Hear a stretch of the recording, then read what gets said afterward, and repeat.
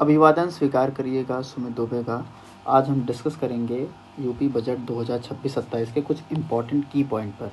तो हमारे YouTube channel को सब्सक्राइब करिएगा। हम आज बढ़ते हैं। ये हमारे वित्त मंत्री हैं सुरेश खन्ना जी, जो उत्तर प्रदेश के इस टाइम फाइनेंस मिनिस्टर हैं। सुरेश खन्ना जी आज बजट पेश किए हैं। तो इस बार यूपी बजट 2026-27 में कुछ हम की फीचर के बारे में डिस्कस करेंगे। तो यूपी बजट जो 2026-27 का, उसमें कुछ प्रमुख मुद्दों पर बात किया गया, कुछ मेन इंपॉर्टेंट पिलर्स पर बात किया गया है। जैसे उसमें इंफ्रास्ट्रक्चर पे बात किया गया है, अवस्थापना पर, एम्प्लॉयमेंट रोजगार पर, युवा के बारे में क्या क्या डेवलपमेंट है, किसान के बारे में, गरीबों के बारे में, महिलाओं के बारे में, औद्योगिक विकास के बारे में और कुछ कानून व्यवस्था के बारे में डिस्कस किया गया है इस बजट में। तो हम स्टार्ट करते हैं इस बार का बजट। तो बजट का इस बार का जो कुल आकार है 2026-27 में, वो 9,12,696.35 करोड़ रुपए का बजट है, जो कि वित्तीय वर्ष 2025-26 के तुलना में 12.9% अधिक है।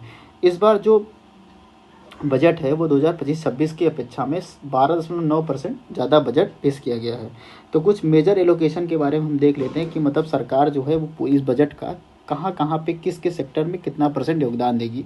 तो उसमें एक है संरचनात्मक विकास पर, जो कैपिटल एक्सपेंडिचर पर कुल 19.5% खर्च करेगी, जबकि एजुकेशन पर कुल 12.4% खर्च करेगी, हेल्थ सेक्टर पर कुल 6% और एग्रीकल्चर सेक्टर पर कुल 9% योगदान, मोटा मोटा जो खर्च है वो करेगी इस पर। तो राजकोषीय घाटा के बारे में हम थोड़ा देख लेते हैं। 16वीं फाइनेंस कमीशन के रिपोर्ट के हिसाब से वित्त वर्ष 2026-27 में जो राजकोषीय घाटे की जो सीमा है वो कुल 3% निर्धारित की गई। मतलब जो सरकार है वो अपनी जीएसडीपी का कुल 3% जो है सीमा है, फिस्कल डेफिसिट का 3% से सीमा को मेंटेन करेगा। यह सीमा वर्ष 2030-31 तक रखा गया। मतलब 2026 से 2031 के बीच में कुल जीएसडीपी का जो फिस्कल डेफिसिट होगा वो 3% का लिमिट तय किया गया है। राज्य की अर्थव्यवस्था क्या है, तो वर्ष 2024-25 में जो प्रदेश की जो जीएसडीपी है वो 30.25 लाख करोड़ रुपए आकलित हुई है, जो गत वर्ष की तुलना में 13.4% की वृद्धि है। ये बहुत ही इंपॉर्टेंट क्वेश्चन है। ये बहुत सारे क्वेश्चन एग्जाम में डायरेक्ट पूछा जा सकता है क्वेश्चन। तो प्रीवियस ईयर की अपेक्षा में 2024-25 की अपेक्षा में कुल 13.4% का जो है वो ग्रोथ देखा गया है। प्रति व्यक्ति आय जो है वो 2016-17 में जहां 54,564 करोड़ रुपए थी, वो इस बार बढ़ के कुल 1,09,844 रुपये हो गई है, जबकि 2025-26 में इसके 1,20,000 रुपये होने का अनुमान बताया गया है। गरीबी में इस बार क्या सुधार आया है, तो कुल 6 करोड़ लोग जो हैं वो बहुआयामी गरीबी से ऊपर उठने में सफल हुए हैं, ये सरकार के आंकड़ों के अनुसार। अनएम्प्लॉयमेंट रेट क्या है, 2.24% इस बार आकलित की गई है यूपी का। प्रदेश की अर्थव्यवस्था और कुछ प्रमुख उपलब्धियों के बारे में हम डिस्कस कर लेंगे। इसमें क्या होगा, कुल 6 करोड़ लोग इस बार गरीबी से बाहर आए। ये बहुत ही इंपॉर्टेंट लाइन है, इसको हम लोग अच्छे से ध्यान से देखेंगे, क्योंकि बहुत सारे एग्जाम में डायरेक्ट यहाँ से क्वेश्चन पूछे जाएगा। बहुत सारे अभी अपकमिंग एग्जाम जैसे यूपी एसआई में हो गया, उत्तर प्रदेश पुलिस में, यूपी पीसीएस में, आरओ में, या फिर बहुत सारे एग्जाम जो यूपी से रिलेटेड हैं उनमें डायरेक्ट ही पूछा जा सकता है। तो जो प्रदेश की अर्थव्यवस्था और उपलब्धियों के बारे में, कुल 6 करोड़ लोग जो हैं इस बार गरीबी से बाहर आए हैं। अनएम्प्लॉयमेंट रेट कितना है इस बार यूपी का, 2.24 तय की गई। एसडीजी इंडिया इंडेक्स में जहां भारत पहले 29 रैंक पे था, अब वो सुधार होकर उसका रैंक कितना हो गया, 18वीं रैंक पर हो गया। इस बार जीएसडीपी जो है वो 30.25 लाख करोड़ रुपए है, जो कि पिछले बार की अपेक्षा में 13.4% की वृद्धि दर्ज की गई है। पर कैपिटा इनकम कितना है, तो इस बार 1,09,844 रुपये हो गई है 2016 की तुलना में, जहां 54,564 रुपये था, अब वो बढ़ के 1,09,844 हो गया और 25-26 में इसका 1,20,000 रुपये होने का अनुमान भी बताया गया है। ग्लोबल इन्वेस्टर समिट के तहत 50 लाख करोड़ रुपए का हमने 50 लाख करोड़ का एमओयू साइन किया है लगभग, जिसमें 10 लाख रोजगार होने की संभावना भी जताई गई है। ग्राउंड ब्रेकिंग सेरेमनी के हिसाब से देख लेते हैं कि 15 लाख करोड़ रुपए इस बार टोटल इन्वेस्ट किए जाएंगे, इसमें 16,000 प्लस परियोजनाओं पर इन्वेस्ट किया जाएगा। औद्योगिक और कृषि नेतृत्व, अब उद्योगों पर कितना नेतृत्व किया जाएगा, फिर कृषि सेक्टर में कितना इन्वेस्ट किया जाएगा, उसके बारे में हम देख लेते हैं। एक मोटा मोटा ओवरव्यू लेते हैं। इंडस्ट्री और टेक्निक पर भारत का सबसे बड़ा केंद्र इस बार यूपी को बनाया गया। भारत का सबसे बड़ा केंद्र इंडस्ट्री टेक्नोलॉजी के मामले में बन गया है। 65% का प्रोडक्शन है यूपी में। इस बार हम एक्सपोर्ट के रैंक में नीति आयोग के हिसाब से पहले रैंक पे हैं। इलेक्ट्रॉनिक एक्सपोर्ट हमारा 44,744 करोड़ रुपए का है, जबकि स्टार्टअप में ये राष्ट्रीय लीडर श्रेणी में है। स्टार्टअप के रैंक में हम लोग लीडर श्रेणी में इस बार कहीं पर रिलाई कर रहे हैं। एग्रीकल्चर सेक्टर में हम पहले रैंक पे हैं। किस किस में? तो वीट के प्रोडक्शन में, राइस के प्रोडक्शन में, शुगर केन के प्रोडक्शन में, पोटैटो आलू के प्रोडक्शन में, केला के प्रोडक्शन में, मैंगो के प्रोडक्शन में, पपाया के प्रोडक्शन में और मिल्क के प्रोडक्शन में हम लोग पहले रैंक पे हैं। इस बार यूपीपीएससी के आरओ में पूछा गया था कि मतलब जो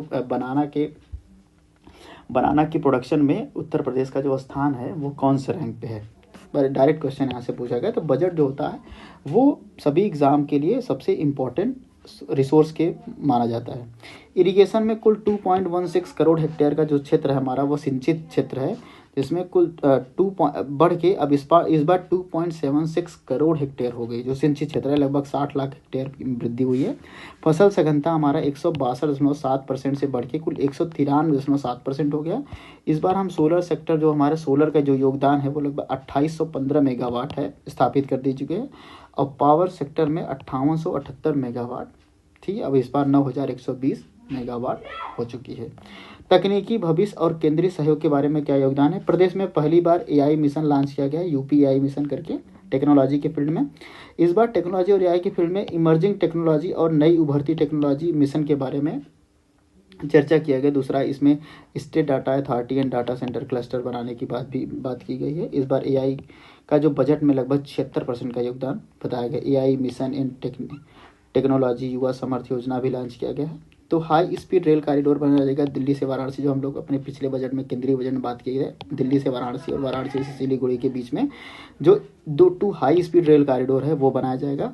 वुमेन और एग्रीकल्चर में मुख्यमंत्री मातृ सुरक्षा संकल्प योजना लॉन्च किया गया है। मुख्यमंत्री महिला उद्यमी उत्पाद विपणन योजना भी, जो कि सेल्फ हेल्प ग्रुप के लिए लाया गया है। डीजल नलकूप पे हम लोग अपनी निर्भरता को कम करके अब सोलर एनर्जी पर शिफ्ट होंगे।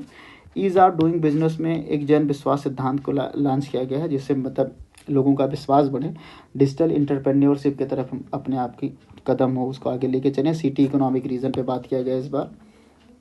प्राकृतिक एवं सांस्कृतिक महत्व के 2 स्मारक जैसे सारनाथ हो गए, हस्तिनापुर के विकास की योजना बजट में रखी गई है, जो केंद्रीय बजट में भी रखी गई थी। प्रदेश में एमएसएमई उद्योग को प्रोत्साहन के लिए सरदार वल्लभ भाई Patel employment and industrial zone की स्थापना की गई। इसके लिए कुल यूपी सरकार ने 575 करोड़ रुपए का बजट आवंटन किया है। इस बार प्रदेश में 81 मेडिकल कॉलेज जो है टोटल बने हैं, जिसमें से 45 स्टेट लेवल पे होंगे और 36 होंगे प्राइवेट जो सेक्टर होंगे उनके योगदान से बनेंगे। 14 नए मेडिकल कॉलेज की स्थापना की जाएगी और उसके संचालन के लिए कुल 1023 करोड़ रुपए खर्च किए जाएंगे। कैंसर संस्थान लखनऊ के लिए कुल 315 करोड़ रुपए खर्च किए जाएंगे। मुख्यमंत्री युवा उद्यमी विकास अभियान हेतु कुल 1000 करोड़ रुपए खर्च किए जाएंगे, जिसमें हम क्या करेंगे 1 लाख सूक्ष्म उद्यमों की स्थापना करेंगे। एक जनपद एक व्यंजन योजना के तहत 75 करोड़ रुपए प्रस्तावित करेंगे। जैसे एक बार हो ना 1 डिस्ट्रिक्ट 1 प्रोडक्ट हो गया था, इसके बाद 1 डिस्ट्रिक्ट 1 स्पोर्ट्स हो गया था, वैसे एक जनपद और एक व्यंजन योजना के तहत कुल 75 करोड़ रुपए प्रस्तावित की जाएंगे। हायर एजुकेशन में कुल इस बार 6591 करोड़ रुपए खर्च किए जाएंगे, जिसमें मुख्यमंत्री शिक्षुता प्रोत्साहन योजना के तहत 40 करोड़ रुपए। मिर्जापुर, मुरादाबाद और देवीपट्टनम मंडल में कम से कम 3 यूनिवर्सिटी खुलेंगे, जिसके लिए 50 करोड़ रुपए दिया जाएगा। बेसिक एजुकेशन में कुल 77,622 करोड़ रुपए का योगदान इस बार यूपी गवर्नमेंट के द्वारा किया जाएगा, जिसमें 1 से 8 तक के बच्चों को यूनिफॉर्म प्रदान किया जाएगा। प्रदेश के 75 जनपदों के प्रत्येक जनपद में मुख्यमंत्री अभ्युदय विद्यालय के रूप में विकसित किया जाएगा। बीसी सखी एक महिलाओं के लिए जो योजना है बीसी सखी, उसके लिए 39,000 करोड़ रुपए का ट्रांजैक्शन हुआ, जबकि मिल्क प्रोड्यूसर में कुल 5 बड़ी कंपनियां होंगे, जिसमें से एक तो गोरखपुर और बरेली में स्थापित की जाएगी। महिला गन्ना किसानों को प्राथमिकता दी जाएगी। सेफ्टी के लिए हम सेफ सिटी प्रोजेक्ट लॉन्च करेंगे, जिसमें सीसीटीवी कैमरा होंगे, पिंक बूथ वगैरह सब बनाए जाएंगे। कन्या सुमंगला स्कीम के तहत कुल 26,981 लाख बालिकाएं लाभान्वित होंगी। ये बहुत ही इंपॉर्टेंट क्वेश्चन है, बहुत सारे प्रीवियस एग्जाम में पूछा भी जा चुका है। युवाओं के लिए क्या क्या योगदान है? तो स्किल डेवलपमेंट के लिए इस बार 9.25 लाख लोगों को प्रशिक्षित किया जाएगा, जिसमें 4.22 लाख सेवा आयोजित हो चुके हैं। अभ्युदय स्कीम के तहत 163 केंद्रों पर 23,000 प्लस मुफ्त कोचिंग खोला जाएगा। अभी तो स्कीम जो लॉन्च किया गया था बेसिकली जैसे बड़े बड़े एग्ज़ाम लाइक सिविल सर्विसेज के एग्ज़ाम हो गए, नीट हो गया, IIT एग्ज़ाम वगैरह हो गया, तो इन सब एग्ज़ाम को मतलब जो भी हमारे SC ST OBC वर्ग है, जो भी मतलब पिछड़े वर्ग हैं, तो उनके उत्थान के लिए लाया गया था। CM फेलोशिप स्कीम के तहत कुल 108 ब्लॉक को इस बार चयनित किया गया। टेबलेट स्मार्टफोन वितरण के लिए कुल 49,986 लाख वितरित किया जाएगा। ऐसे स्कूटी वितरण के लिए 400 करोड़ रुपए का, ऐसे बहुत सारी स्कीम है जो इस बार यूपी गवर्नमेंट द्वारा चलाया जाएगा।